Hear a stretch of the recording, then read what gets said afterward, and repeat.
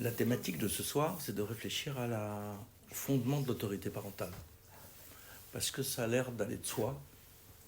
On est des adultes, on a des enfants mineurs. L'autorité devrait être spontanée, naturelle. Mais en fait, si on la base que sur le fait qu'on est plus âgé, c'est pas une autorité qui est tellement solide. Parce que justement, ça va pas de soi.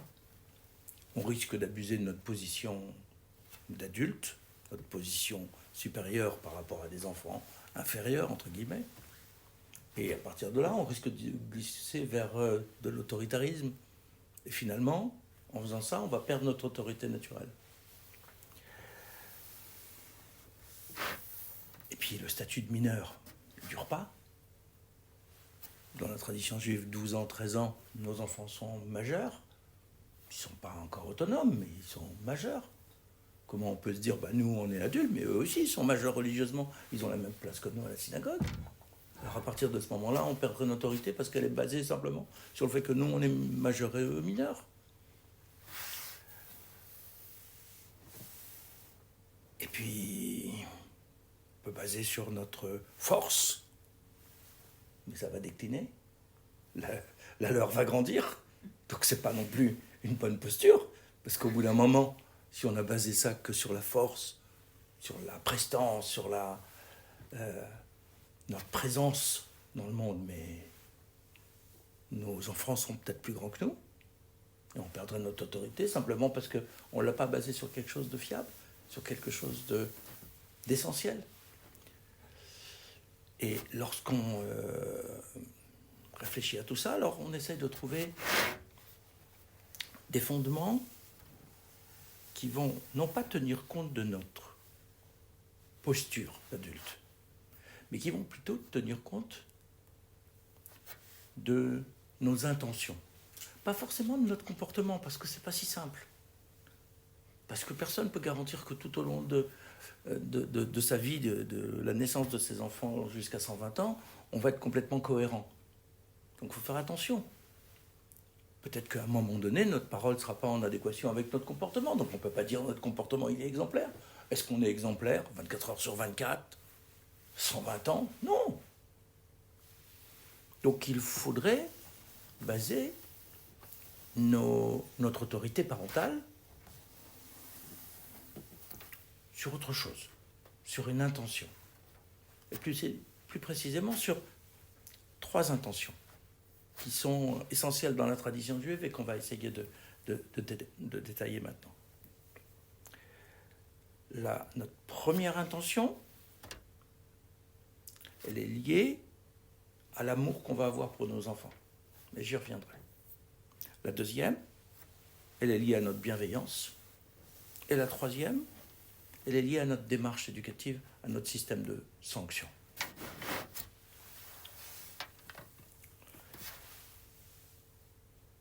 Ce qui est solide dans une relation,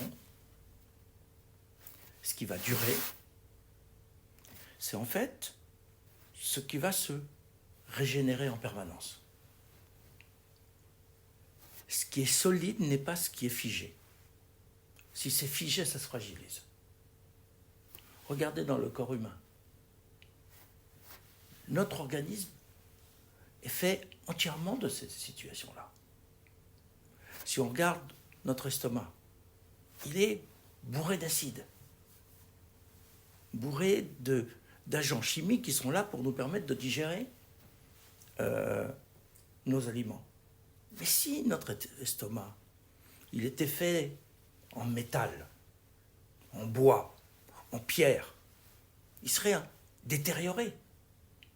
Au bout d'un moment, la concentration c'est telle que cette matière-là ne pourrait pas résister. Alors, Kadosh Baruch Hu, il a fait en sorte que les cellules vont se remplacer les unes les autres en permanence. Celles qui vont être trop abîmées vont être remplacées par de nouvelles. Toute la paroi de l'estomac, c'est un espace vivant qui se régénère. D'ailleurs, on voit bien que lorsque ça ne fonctionne plus, on va avoir un ulcère, donc on va avoir un trou dans l'estomac. À un moment donné, ça ne se régénère plus. Parce qu'il y a eu des phénomènes particuliers. Ce n'est pas parce qu'il y avait dans l'estomac, parce que ça s'est fait pour durer, mais ça ne dure que parce que c'est renouvelable. Et dans notre relation à l'enfant, il faut comprendre également que notre relation doit se reconstruire en permanence. On ne peut pas rester sur l'attitude qu'on a avec un enfant de 3 ans quand on a un enfant de 15 ans. Ce n'est pas le même. On n'est plus le même non plus. Donc si on reste figé, inerte, c'est là qu'on se fragilise. Ce n'est pas là qu'on se renforce, c'est là qu'on se fragilise. Donc sur ces 3 notions, à la fois de l'amour avec nos enfants, de notre bienveillance et de notre démarche éducative, il va falloir en permanence se renouveler parce qu'il n'y a pas de constance qui dure si elle n'est pas en train de se reconstruire. On a la même chose avec la création du monde. Vous savez bien, on le dit dans la Tfila, que le Maaseh Bereshit, il se renouvelle chaque jour. C'est pas juste parce que Akadosh Baruch Hu n'était pas capable de faire un monde une fois pour toutes qui dure. Bien sûr. Mais un monde qu'on a fait une fois pour toutes, il s'use. Il n'a pas d'énergie en lui-même pour se renouveler. Donc Akadosh Baruch Hu a fait un système qu'il va lui-même régénérer en permanence pour l'installer dans une durée qui soit une durée dynamique. Il ne va pas se transformer de tout en tout. Le ciel ne va pas changer de place par rapport à la terre. Les eaux, pas trop par rapport aux espaces, sauf si on s'y prend mal avec l'écologie. Mais sinon, a priori, les eaux restent à leur place, la terre sèche reste à sa place. Et donc, on le voit là aussi dans le phénomène des marées avec les falaises. La falaise, c'est inerte. Par rapport à la mer qui bouge, c'est la mer qui gagne. La pierre qui va s'user. Parce qu'elle se régénère. Et elle ne va pas s'user. Comment, dans ces 3 intentions, dans ces 3 démarches, on va arriver à construire, avec nos enfants, une relation qui doit se renouveler en permanence et qui, en même temps, va être la garante de notre posture d'autorité parentale. Je ne dis pas autoritaire, ce n'est pas utile. L'autorité parentale, c'est ce qui va nous permettre d'accompagner nos enfants, les protéger, leur permettre de se développer. On n'a pas besoin d'autorité parentale pour être le chef. On peut être le chef dans son bureau si on veut, vis-à-vis d'autres hommes, vis-à-vis d'une armée, mais ça a une autre fonction. Dans la famille, il ne s'agit pas d'être le chef, celui qui décide tout. Il s'agit d'être, avec son épouse, des leaders. Donc des gens qui vont entraîner la famille derrière eux. À ce moment-là, l'autorité va se construire et va se renforcer en permanence. Mais ça nous oblige à être nous-mêmes dans une démarche dynamique et pas dans une démarche statique. C'est pas « je suis le père, je suis la mère, alors vous devez, vous les enfants, qui vous d'avahem ». Bah oui, mais plus vous allez le réclamer, moins vous allez l'obtenir. Parce que ce sera dans la contrainte et ce ne sera pas dans une relation constructive. Si on attend le kivud avahem pour construire notre identité de parents, on rate tout. Si on construit notre identité de parents selon ces 3 axes, le kivud avahem va venir avec. Et on n'a pas besoin de l'imposer, on n'a pas besoin de l'exiger, on n'a pas besoin de le construire. Il va se construire de lui-même parce que ça va être le reflet d'un amour respectueux ou d'un respect aimant. Et là, on est dans une relation qui va permettre à chacun de savoir quelle est sa place et comment on se construit les uns avec les autres. Première chose, qu'est-ce que ça veut dire aimer l'autre? C'est quoi aimer ses enfants? Aimer l'autre dans un couple, mais là, aimer l'autre vis-à-vis de ses enfants.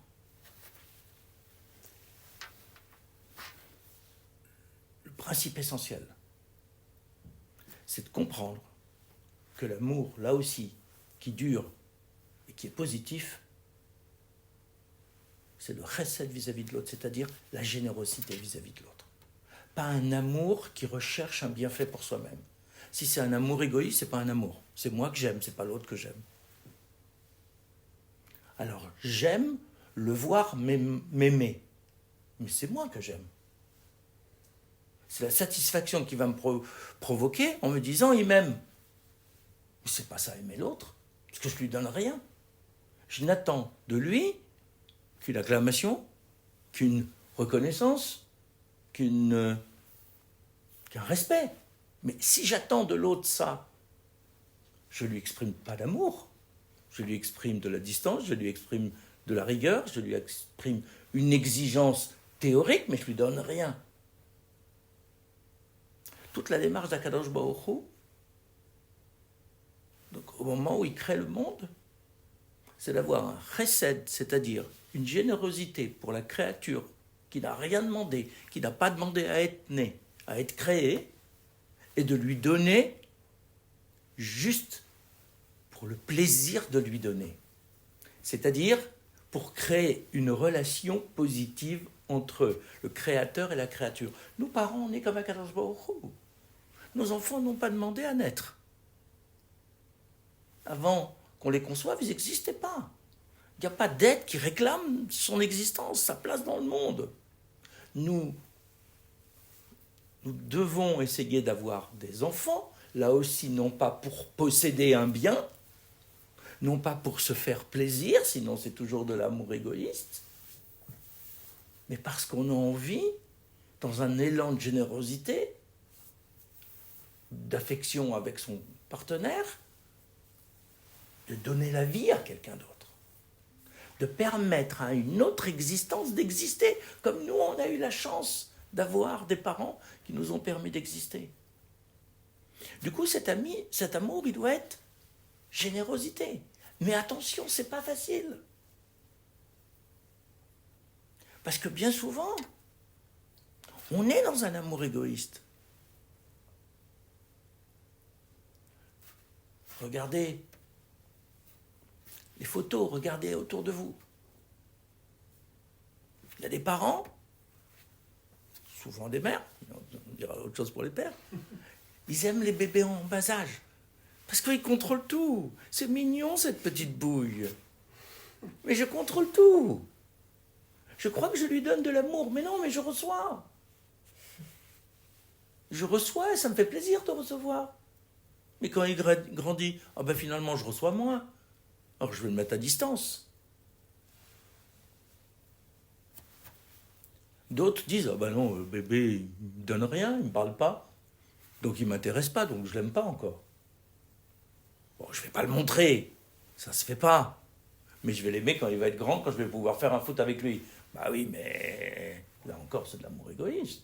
C'est parce que j'ai envie de faire un foot avec quelqu'un qui je suis un peu en affection, mais je le fais pour moi. Je ne le fais pas pour lui. Qu'est-ce que je fais pour le bien de mon enfant de manière désintéressée? C'est pas si simple comme question. Parce que dans les relations humaines, bien souvent, on fait les choses de manière intéressée. Alors, ça ne veut pas dire qu'on est méchant. Ça veut dire qu'on est dans un amour de possession, qu'on a un amour qui est centré sur nous-mêmes et qui n'est pas un amour de générosité. Or, si on veut que notre relation avec l'enfant dure, on doit se positionner dans la générosité. Si on se positionne dans la possession, il va nous claquer la porte à la figure à un moment donné. Pourquoi ? Parce qu'on l'empêche d'être lui-même, parce qu'on a besoin de lui dans une relation de dépendance. C'est notre chose, c'est notre poupée, c'est notre poupon, c'est notre marionnette. Alors bien sûr, elle est vivante, donc à un moment donné, elle ne va pas se laisser faire. Mais on la possède, c'est mon enfant. On a le droit d'être fier de ses enfants, mais on doit être fier de ses enfants quand on leur a donné l'autonomie. Sinon, on a créé des esclaves, ils dépendent de nous. Donc du coup, on ne les aime pas vraiment. On s'aime parce qu'ils dépendent de nous. Donc on est important parce qu'ils dépendent de nous. On a créé une relation de dépendance qui n'est pas une relation d'amour. C'est une illusion d'amour. J'aime lorsque l'autre n'a pas besoin de moi, mais que tout ce que je vais lui donner, c'est pour son bien à lui et pas pour mon bien à moi. Mais c'est très difficile. De la naissance jusqu'à l'âge adulte, c'est très difficile. Il y a des rites de passage. Il faut des ruptures pour casser ce cordon ombilical réel puis symbolique qui existe. Alors, il y aura la Brit Mila ou la nomination. Il y aura la majorité religieuse. D'un coup, on prend de la distance avec lui parce qu'il est majeur, donc il est notre égal dans la vie juive. Avant, c'est pas lui qui faisait le kidouche. Je leur dis, il est majeur, il peut faire le kidouche pour moi. Où est la base de mon autorité si c'est moi l'adulte et lui l'enfant?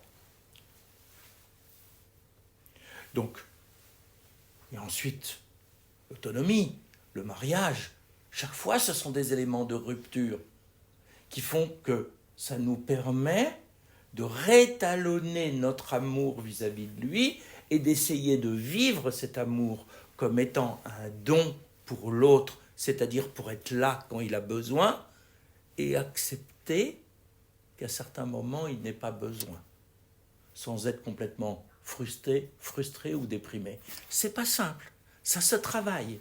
Mais c'est ça le chesed d'Akadosh Baruch Hu.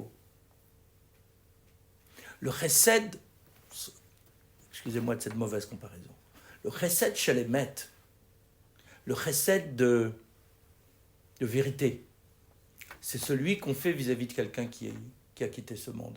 Parce qu'on n'a rien à attendre de lui.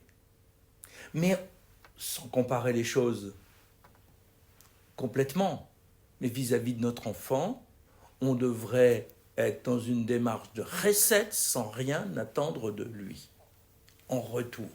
Si on se reçoit, tant mieux. Si on ne reçoit pas, tant pis. On ne l'a pas fait pour recevoir, sinon on est dans un amour égoïste. On l'a fait pour donner. Donner, ça veut dire donner de l'existence à l'autre. Bien sûr, ça nous donne de l'existence à nous aussi, parce que c'est une existence relationnelle, mais ce n'est plus une existence de possession. Je n'existe pas parce que je le possède, je l'existe parce que je lui donne. Et qu'en lui donnant, je partage mon humanité avec lui. C'est pareil avec sa femme aussi. C'est pareil avec sa femme, absolument. On peut tout à fait transposer. Mais c'est essentiel de comprendre ça. Sinon, je crois aimer ma femme alors que je ne l'aime pas. J'aime qu'elle m'aime. J'aime qu'elle soit la mère de mes enfants. J'aime qu'elle soit là quand j'ai besoin qu'elle soit là. Mais c'est moi que j'aime. Alors bien sûr, je ne lui montre pas, parce que j'en ai pas complètement conscience que c'est moi que j'aime. Mais en réalité, j'aime, on aime parfois plus être aimé que aimer l'autre. Aimer l'autre, c'est accepter qu'au moment où je lui dis que je l'aime, elle ne m'aime pas forcément. Qu'il puisse y avoir un décalage, et que ce n'est pas parce que je l'aime que je vais recevoir quelque chose en retour, ni un cadeau, ni quoi que ce soit d'autre. Je l'aime parce que j'aime sa personnalité, j'aime son être. Je suis curieux de l'autre, parce qu'il m'enrichit. Et du coup, j'ai envie de lui donner, parce que c'est important pour moi de donner à quelqu'un que j'estime. Parce que ça lui donne de l'être, et en lui donnant de l'être, moi je grandis en humanité. Mais je donne plus que j'attends de recevoir. Dès qu'on est dans l'attente de recevoir quelque chose dans une relation, ça pervertit cette relation. Avec Akadosh Baruch Hu, c'est la même chose. Lorsqu'on fait un sacrifice, lorsqu'on adresse une prière à Akadosh Baruch Hu, si on attend un bénéfice en retour, on est dans un troc. Je te donne, tu me donnes. Alors ça va dans la relation professionnelle. Don contre don. D'accord, mais pas avec Akadosh Baruch Hu. On doit arriver à aimer Dieu parce que c'est Dieu. Parce qu'on est ébloui par l'être de Dieu. Et que du coup, on sait ce qu'on lui doit, et que c'est extraordinaire d'avoir la chance d'être en relation avec une entité aussi extraordinaire que ça. Mais j'attends rien, il m'a déjà donné la vie. Qu'est-ce qu'il peut me donner de plus? À part ça, d'accord, mais ça va, ça vient. Quand je quitterai ce monde à 120 ans, je ne vais rien emporter avec moi. Ce qui compte, c'est ma vie. C'est-à-dire ce que je vais faire, les actions, l'être que je vais être. En relation avec Akadosh Baruch Hu, j'apporte un sacrifice pour me rapprocher, pour bénéficier de la lumière de l'autre. Je fais un cadeau pour que l'autre en reçoive du plaisir. C'est-à-dire, je lui donne l'occasion d'avoir un plaisir à lui, à elle, peu importe. Mais du coup, le cadeau, je dois être capable d'offrir quelque chose que je n'aime pas juste parce que l'autre l'aime. Ça ne me plaît pas du tout, c'est moche, mais ça lui plaît. Donc est-ce que je me fais plaisir en lui donnant un cadeau? Parce que je me vois dans la position, je suis extraordinaire, je suis un type bien, je fais un cadeau. Oui, mais si ça ne lui plaît pas, j'ai raté mon cadeau. À faire une dispute plus qu'autre chose. Si je lui donne un cadeau parce que ça lui plaît, à elle ou à lui, que ça me plaise ou pas, importe peu. Mais souvent on a du mal avec ça. Parce qu'on estime les choses en fonction de notre regard et pas en fonction du regard de l'autre. Or, l'amour de l'enfant, c'est lui donner ce qu'il a besoin au moment où il a besoin, même si ça me contrarie. Et ça, pendant toutes les étapes de la vie. C'est pas juste quand l'enfant est petit, c'est quand il va grandir, quand il va choisir son métier. Choisir un métier, son métier, je l'aime pas. Oui, mais ça lui fait plaisir. Il va s'épanouir dans ce métier. Qu'est-ce qui compte? Mon plaisir à moi que dire, il a une belle plaque. Ou mon plaisir à moi, j'aurais voulu faire des études de droit, donc j'ai pas pu faire, donc il faut qu'il les fasse lui. Mais non, il n'a pas envie de faire des études de droit, il va pas s'épanouir. Ce qui compte, c'est que notre enfant s'épanouisse dans les études qu'il aura choisies lui-même, parce qu'il se sentira bien, et il va construire sa place dans la vie. C'est pas mon goût qui compte, c'est le sien. À partir du moment où on est dans une relation d'amour qui est une démarche d'accompagnement de l'autre, qui n'est pas un amour étouffant, puisque tout en l'aimant, j'accepte de garder de la distance. Parce que sinon, c'est mon objet.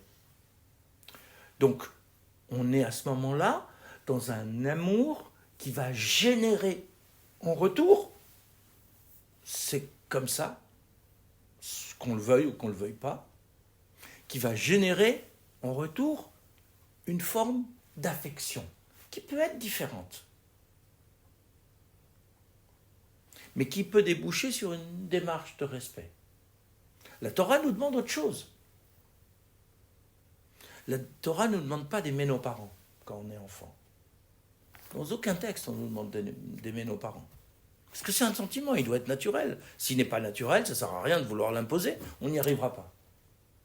On demande une attitude respectueuse, honorifique, c'est-à-dire une attitude qui va respecter la place de l'autre. Si l'amour vient avec, tant mieux. Mais déjà, pour le parent, d'avoir un enfant qui va respecter la place de l'autre, c'est-à-dire qui va reconnaître sa légitimité, c'est déjà notre autorité qui est posée. C'est-à-dire que l'autorité, c'est d'avoir obtenu la reconnaissance par nos enfants de notre propre légitimité. Évidemment, ça va dépendre aussi de notre comportement. Parce que si notre comportement n'est pas respectable, on va détruire notre légitimité. Mais si notre comportement est respectable et qu'on donne de l'amour à l'autre, alors on se construit une légitimité qui va durer parce que l'autre sait qu'il peut compter sur nous. Qu'on ne va rien réclamer comme salaire, qu'on ne va rien réclamer comme retour, parce qu'il va nous donner, au moment où on en aura besoin, ce qu'on aura besoin, parce qu'il lui fera plaisir à lui, mais ce qui nous fera plaisir à nous, et là, ça crée une autorité parentale qui est solide, mais qui doit continuellement se reconstruire. Je ne peux pas dire, ça y est, maintenant je suis arrivé, mes enfants m'aiment. Mais non. Si demain tu fais n'importe quoi, ou si tu changes d'attitude, ou si tu fais l'inverse, tout se détruit. Parce que ça ne fonctionne que dans l'honnêteté des sentiments. Si les sentiments sont juste intéressés, si c'est un leurre, ils vont s'en apercevoir, qu'on les aime pas. Et ils sont très forts pour ça. Qui nous saoulent par moments. Qu'on a envie de les écraser contre le mur. Ça arrive à tout le monde à un moment ou à un autre. On ne le fait pas. Parce que c'est difficile. Mais en même temps, la confiance qu'ils vont construire vis-à-vis de nous dépend de notre capacité à donner. Pas forcément à donner tous les cadeaux qu'ils veulent. Pas forcément à écouter tous leurs caprices. À donner ce qui est bien pour eux, ce qui va être constructif. Ça veut dire parfois dans le conflit. Mais l'amour n'est pas forcément séparé du conflit. L'amour est plus profond que l'impression ou que le mot simplement de dire je t'aime à ses enfants. Parfois on ne le dit pas. On n'a parfois pas besoin de l'exprimer verbalement parce qu'il s'exprime par le comportement. Et c'est dans cette relation entre les générations qu'on va construire l'un des piliers de notre relation. Le deuxième pilier, c'est celui de la bienveillance.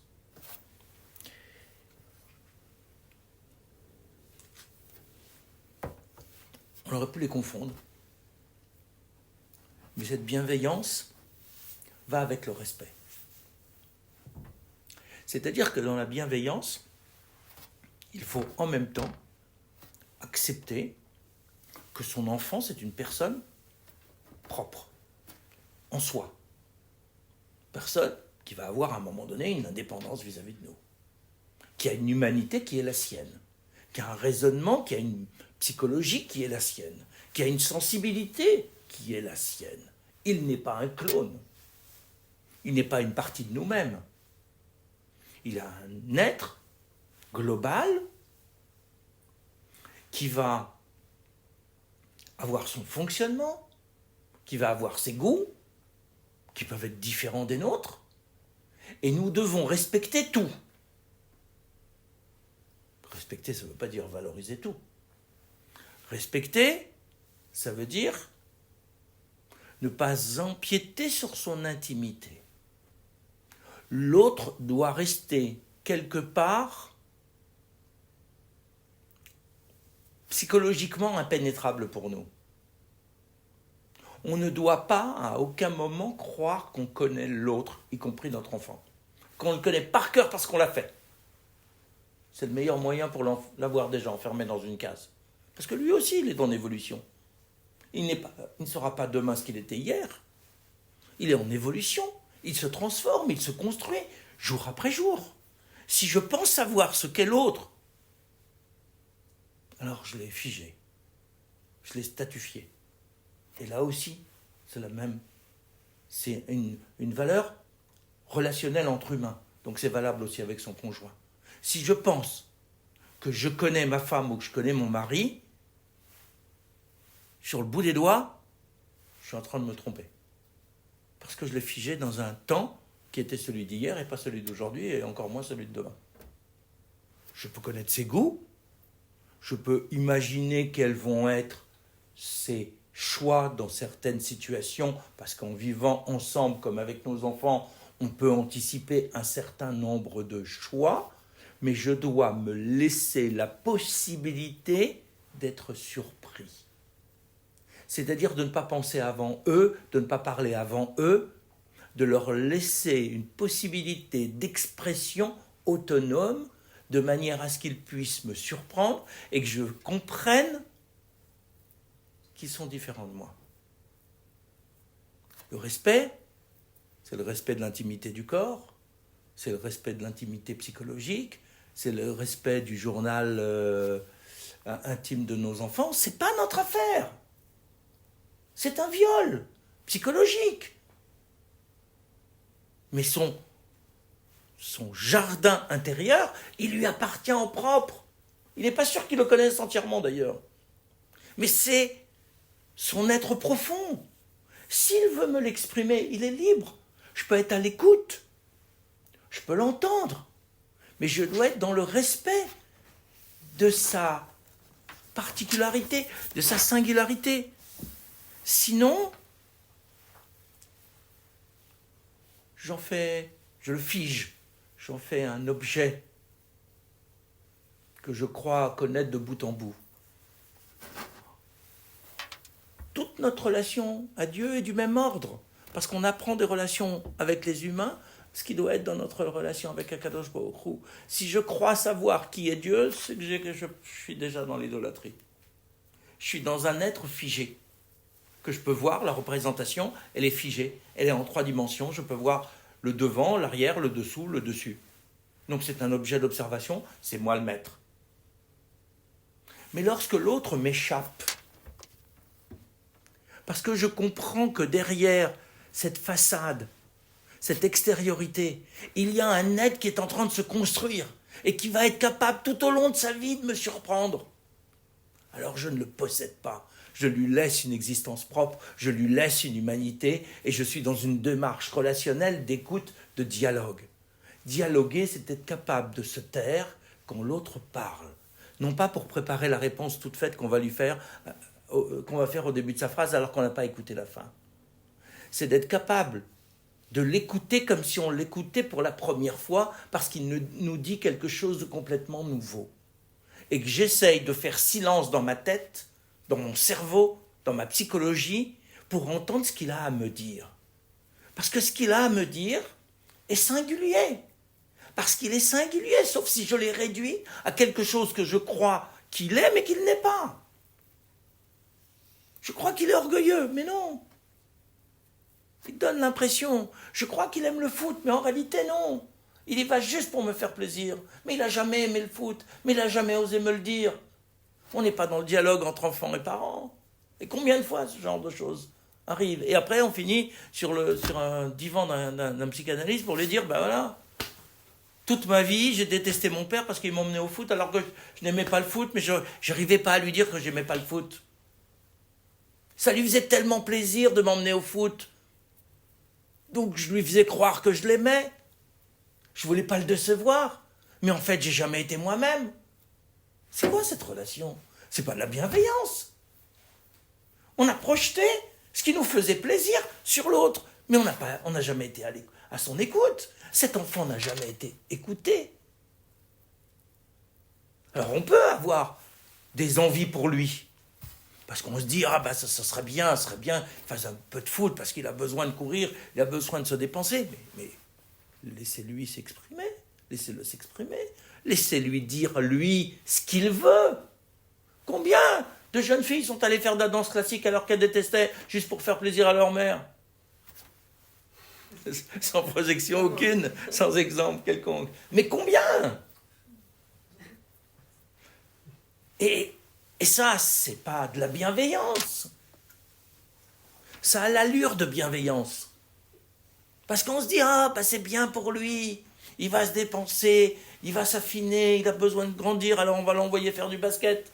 Mais peut-être qu'il déteste le basket. Est-ce qu'il aura le courage de nous le dire? On n'est pas dans la bienveillance parce qu'on ne le respecte pas. On projette sur lui ce qui nous ferait plaisir. C'est difficile de connaître les limites entre ce qu'il veut et ce qui est nécessaire pour lui. Si on lui dit d'aller dormir à 8h30 et pas à 23h, il n'a vraiment pas envie, il se sent vraiment pas fatigué, il veut absolument lire un livre et tout, mais nous on sait que il faut qu'il soit dans un cadre où il va s'endormir. On sait, mais qu'est-ce qui est efficace? Si pour lui, lire 5 minutes, parce que ça se négocie, c'est pas forcément lire tout un livre, parce que ça va durer 1 heure.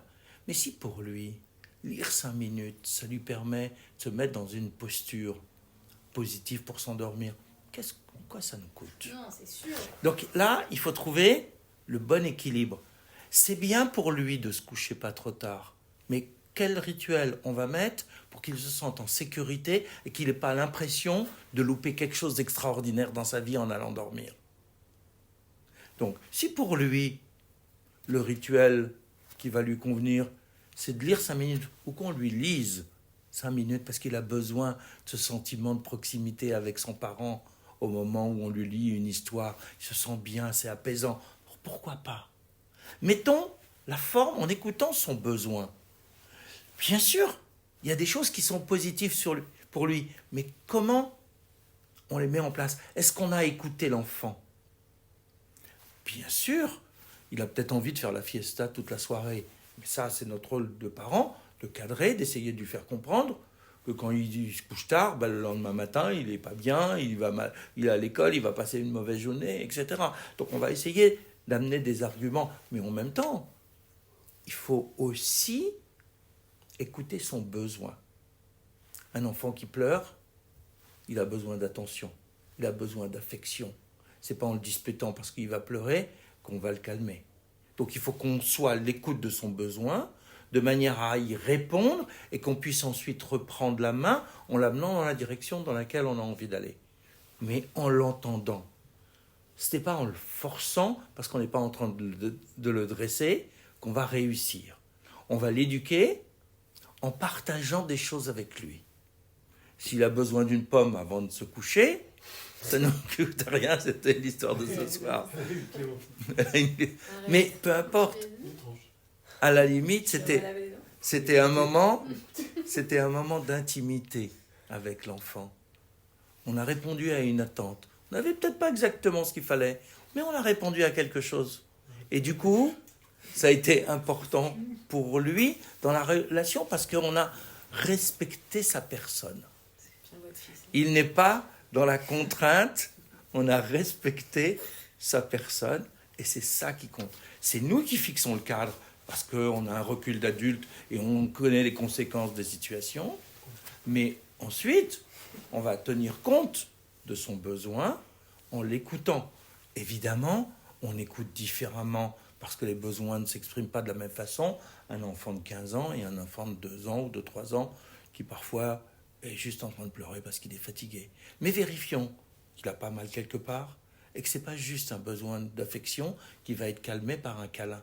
Parce que du coup, c'est dommage de ne pas lui donner. Parce que c'est ça qui va le rassurer. Quel est l'élément qui va lui faire du bien? Qu'est-ce qu'on va lui donner en respectant sa personne et son être pour que ça lui fasse du bien et qu'il ait le sentiment d'être reconnu dans son identité? C'est ça notre paramètre. Alors après, il y a des négociations, il y a des ajustements.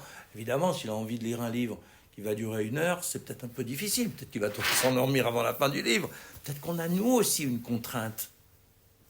Et c'est là qu'il va falloir faire attention à notre envie de faire autre chose, de rater le film qui est en train de commencer, ou la conférence qui démarre, et le besoin qu'il a d'affection.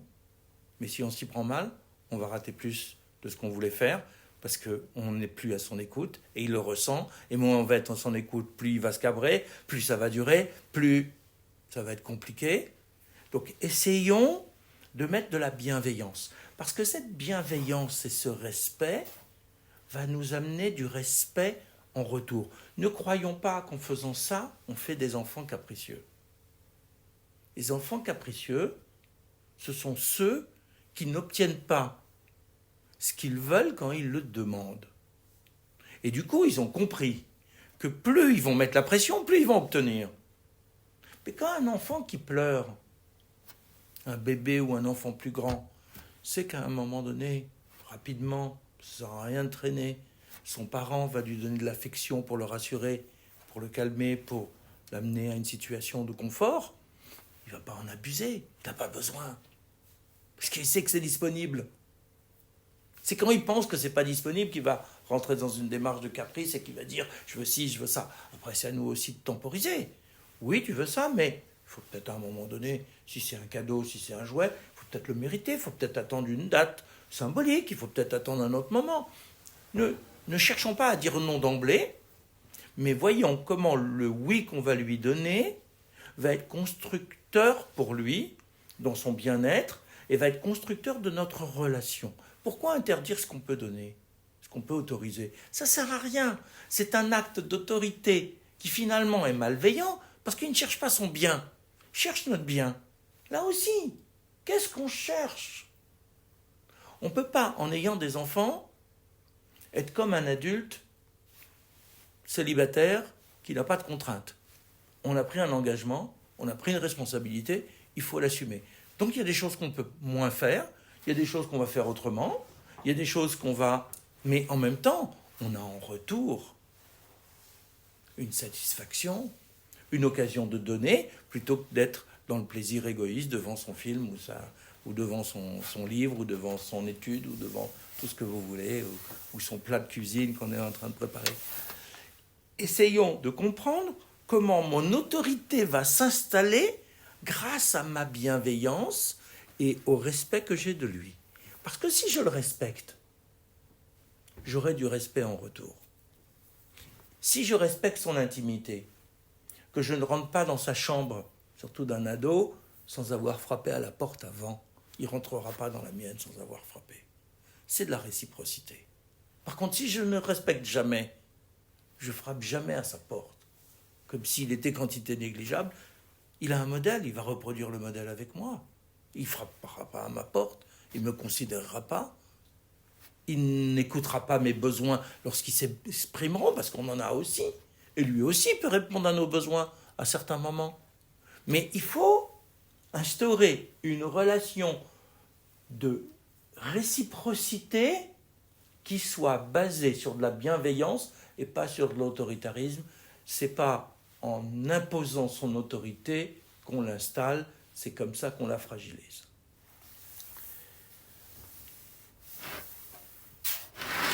Le dernier élément, c'est la démarche éducative qu'on met en place. Et ce qui va avec, c'est le système de sanctions et de rétribution. La démarche éducative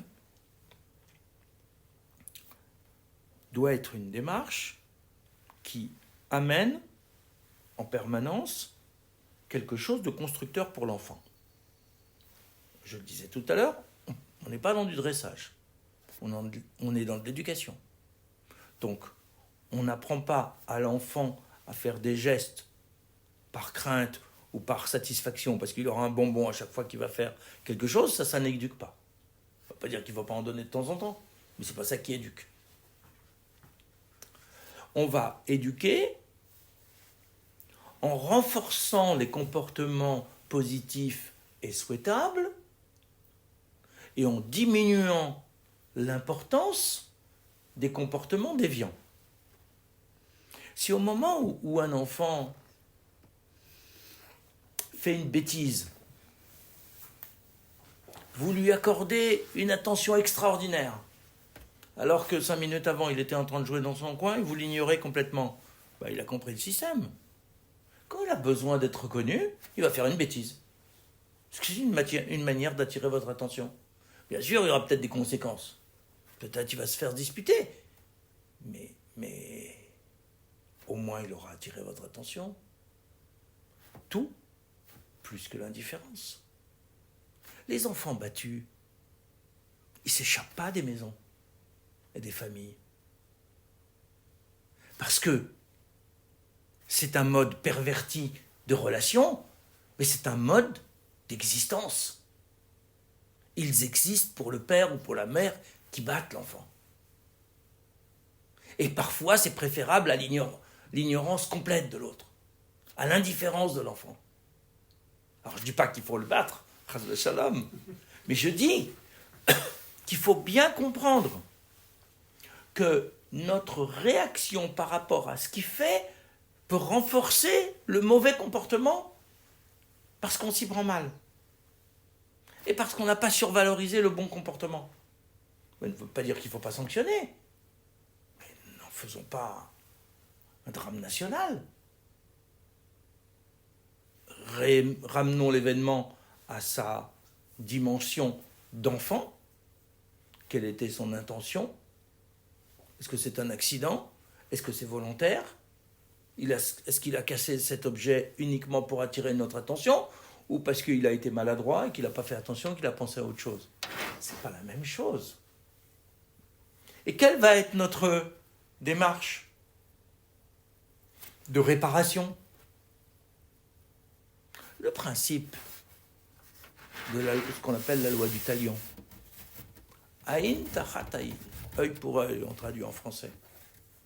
Gaon de Vilna nous dit attention. C'est aïn tachat aïn. Donc l'œil sous l'œil. Donc va rechercher dans ce que tu as fait en crevant l'œil de ton prochain la réalité du préjudice que tu as causé, parce que c'est ça qu'il faut que tu répares. Ce qu'on dit dans la Gemara. On va réparer par rapport à la douleur, par rapport au préjudice, par rapport au temps de travail, par rapport à l'infirmité, par rapport à la souffrance.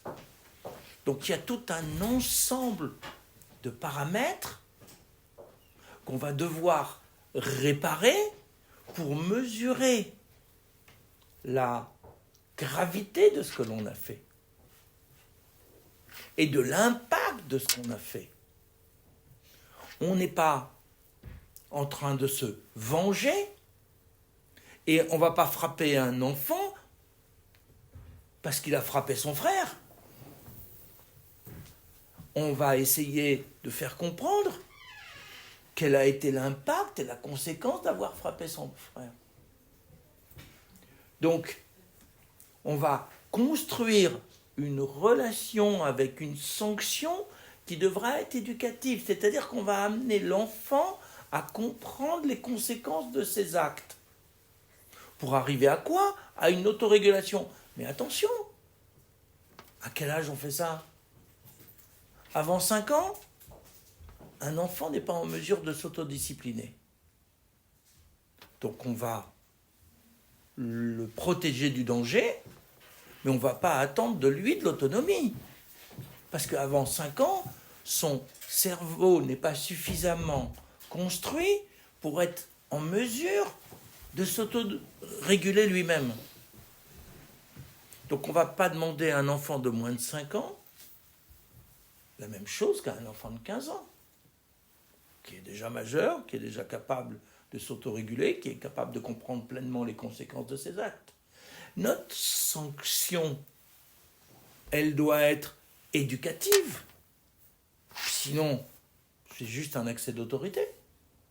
On a profité de notre position dominante. Un abus de faiblesse. Il est faible, alors on a abusé de lui, dans tous les sens du terme. De la même façon, c'est quoi le principe de Mida keneged Mida? Mesure pour mesure. Là aussi, attention, c'est comme Aïn tachat aïn, œil pour œil, dent pour dent. Ça va servir à rien de le frapper parce qu'il a frappé son frère ou sa sœur. Il va comprendre quoi? Qu'il y a un code de violence, donc c'est celui qui va frapper le plus fort qui aura le dernier mot. Qu'est-ce qu'on lui a appris? On lui a appris la violence. On ne lui a pas appris à ne pas frapper, puisque nous-mêmes on est en train de le frapper. Mida keneged Mida, c'est une sanction qui doit être proportionnée par rapport à ce qui a été fait. Et ensuite, pour Akadosh Baruch Hu, c'est d'essayer de nous faire comprendre par une mise en situation ce que l'on a fait lui-même. Alors, on ne peut pas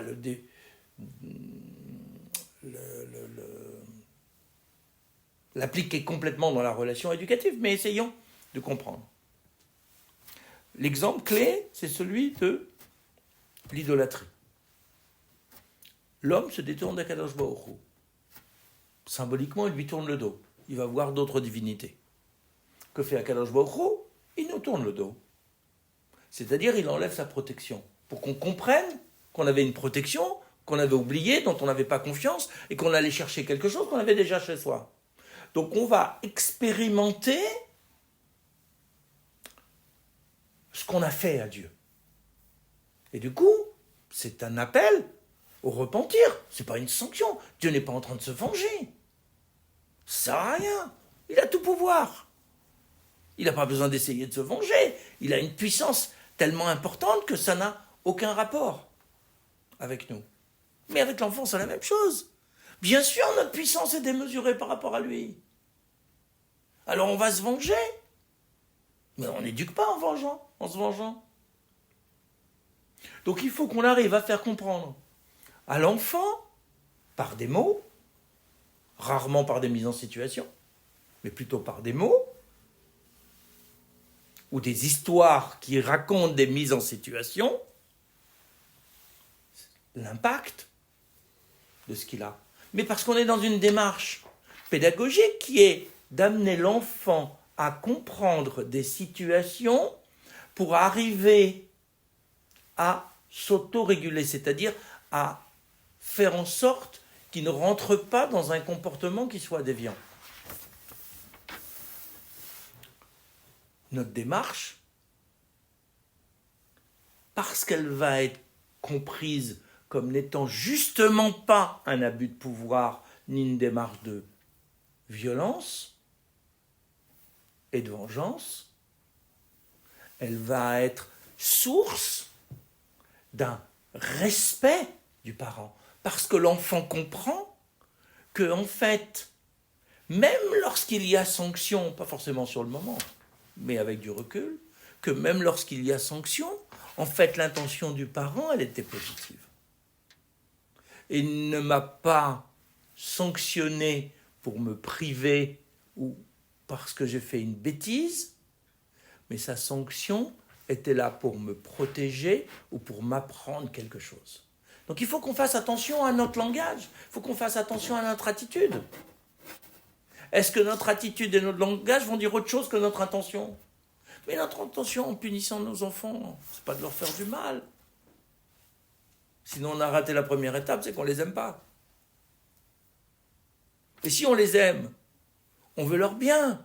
Si on cherche si on a de la bienveillance vis-à-vis d'eux, on va construire un monde qui va leur apporter des choses positives. Donc il ne faut pas que la sanction, qui est notre système de régulation des comportements, vienne apporter autre chose que ce qu'on cherche à apporter.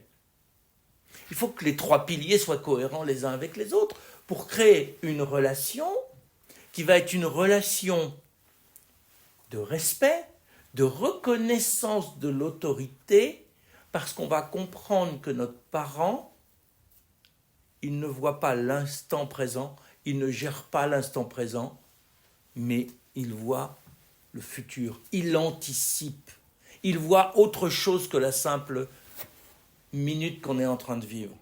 Donc il nous veut du bien maintenant, mais pour demain aussi. Il nous apprend un comportement qu'on va expérimenter demain. Alors, évidemment, c'est pas toujours dans l'instant que l'enfant le comprend. Et il peut contester une autorité qu'il ressent comme étant négative. Mais c'est à nous de verbaliser les choses, de dire notre intention, de dire que il y a des fois où notre intervention, même s'il la ressent comme étant une contrainte contre lui, est en fait un comportement positif vis-à-vis de lui. Quand on met une barrière à son balcon, c'est pas pour embêter notre enfant, c'est pour le protéger, pour faire en sorte qu'il n'en tombe pas. Le mitzvah de la Torah de mettre une barrière, c'est pas pour nous empêcher, nous enlever de la liberté. C'est pour nous empêcher de tomber, c'est-à-dire pour nous empêcher d'oublier qu'il y a un danger. C'est une protection supplémentaire. Les mitzvot sont là pour nous éduquer, elles ne sont pas là pour nous empêcher de vivre. Elles sont là pour nous grandir. Alors bien sûr, à un moment donné, on va ressentir un moment de frustration parce qu'on a une envie concurrente. On va dire, oh vraiment, est-ce qu'il faut vraiment faire ça ? Est-ce que ça m'embête, je ne peux pas faire ce que je veux. Shabbat, je ne peux pas sortir comme je veux. Je ne peux pas écouter de musique, j'aurais envie de faire la fête. Le Shabbat, c'est une voix de joyeux, mais je ne peux pas mettre de musique. Oui, mais essayons de voir un peu plus loin que la simple réalité première. Essayons de comprendre que la vraie source de notre joie, de notre grandeur humaine, c'est pas par une stimulation artificielle de la musique, mais que la joie, elle doit venir de nous, de la même façon que c'est pas avec l'alcool qu'on devient joyeux. Cette joie-là de l'alcool, elle est destructrice. Quand on allait à l'époque des fêtes de pèlerinage, pour se réjouir dans le temple, on se réjouissait de l'union, de la proximité avec Akadosh Baruch Hu. On ne se réjouissait pas avec de la vodka, de l'arak ou du whisky. Hein. On n'était pas dans une joie artificielle. On était dans une joie qui venait de l'intérieur de nous. Le reste, c'est comme une drogue. Bien sûr, je vais me sentir léger, mais ce n'est pas mon état naturel. Je ne maîtrise rien. Je suis dépendant d'une drogue. Qu'est-ce que j'ai gagné en humanité? J'ai tout perdu. Je suis en train de me mettre en danger. Avec l'alcool, c'est la même chose. Pour faire une fête, je n'ai pas besoin de me saouler. Pour faire une fête, je n'ai pas besoin de fumer une herbe quelconque ou je ne sais quoi. Au contraire, ma joie, l'ambiance doit être créée par la relation et parce que j'ai décidé de trouver en moi la source de joie. Donc il faut arriver à faire comprendre à nos enfants progressivement que si on doit prendre des décisions, que si on doit faire des choix, c'est pour leur bien, c'est dans une intention positive, que ça peut être contraignant en apparence, mais qu'en réalité, c'est une libération par rapport à d'autres problématiques. Bien sûr, on va les empêcher de se mettre en danger. C'est pour vivre longtemps et vivre bien. À partir de ce moment-là, parce que ça a été basé sur une relation d'amour et de bienveillance, la contrainte va être comprise, malgré la contrariété de l'instant, comme étant une contrainte constructive et positive.